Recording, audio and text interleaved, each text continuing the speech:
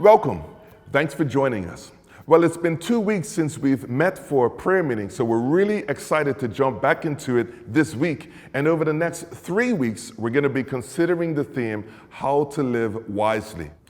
As per usual, there's a video that we're going to watch, and then afterward, there are some questions to help us dig a little bit deeper. Let's take the time to watch the video right now.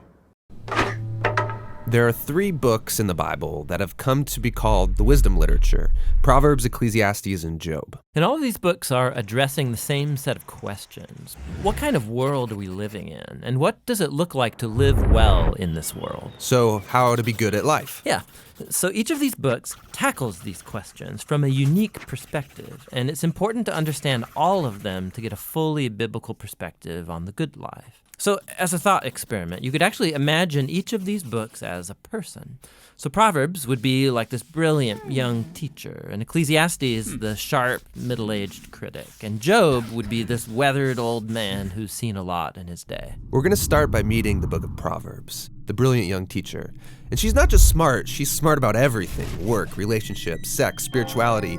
She has incredible insights, things you wouldn't see on your own. Yeah, she would be the perfect friend to have around when you need really specific advice. So what makes her so smart? Well, Proverbs can see things that most people don't see. She believes that there's an invisible creative force in the universe that can guide people in how they should live.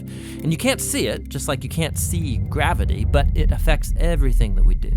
So what's this force? Well, in Hebrew, it's called chokhmah, and it usually gets translated into English as wisdom. It's an attribute of God that God used to create the world. And chokhmah has been woven into the fabric of things and how they work. So wherever people are making good or just or wise decisions, they're tapping into chokhmah. And whenever someone's making a bad decision, they're working against chokhmah. Right, or as it says in Proverbs chapter 1, the waywardness of fools will destroy them, but the one who listens to wisdom lives in security. So it's like a moral law of the universe. Yeah, it's a cause-effect pattern, and no one can escape it.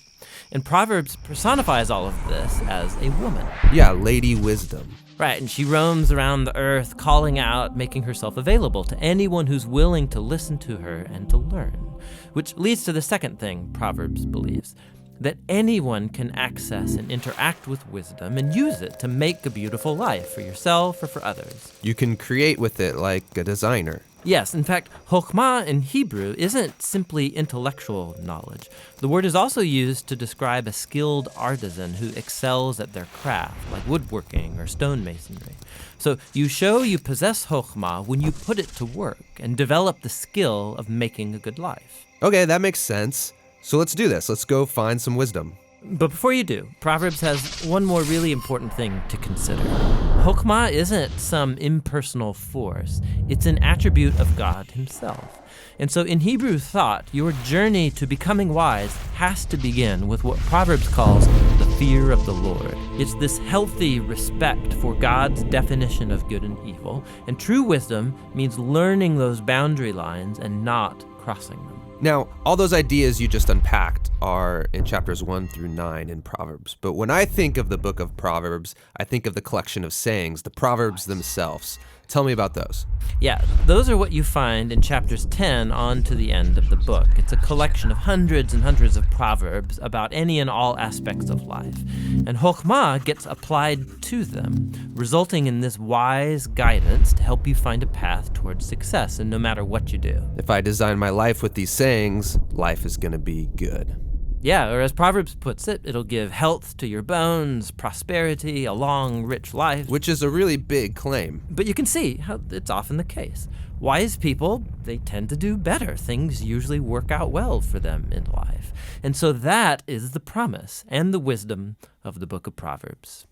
The book of Proverbs is really beautiful, but if we take a step back, some people would argue it's a little too simplistic, because sometimes horrible things happen to really wise people, and sometimes foolish people get rewarded. It doesn't always work the way we think it should work. That's right, which is why we need to go and listen to our next wise friend, Ecclesiastes the critic, because he's wrestled with that very problem, and he's going to push us further in our journey to find the good life. Well, that video helping us to explore the book of Proverbs helps us understand that our perspective is limited and that we must humbly look to God for wisdom. The passage of scripture that we're looking at this week is Proverbs chapter 1, verse 1 to 7. And the questions are these. Question 1, review verse 3. Identify one piece of wisdom that you initially struggled to act on but learned to live out. How would you describe that process? Specifically, what was key in helping you break through to action? Question 2.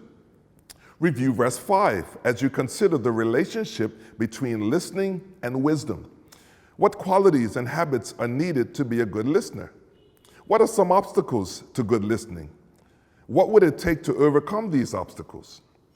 And question 3. Compare today's passage with Adam and Eve's relationship to God's wise counsel. Find that in Genesis chapter 2, 15 to 17, and then chapter 3, 1 to 7. What do you notice? How can deceit obscure or redefine what is wise? How can the fear of the Lord overcome deceit? Question 4. What is one specific decision that impacts others that you are weighing right now? Question 5. Has Jesus faced a decision that impacted others in a similar way? How did he wisely love others with his choice? And finally, with all this in mind, what could it look like to wisely love others with your decision? And I recognize that questions 4, 5, and 6 are very personal. I want to encourage you to take the time to write them out so that you can grow individually. And we're not going to dive into those details during prayer meeting, but I do want you to have the benefit of answering them and growing as a result. But those are the questions, and you can find them down below as well. And we look forward to seeing you this week for prayer meeting.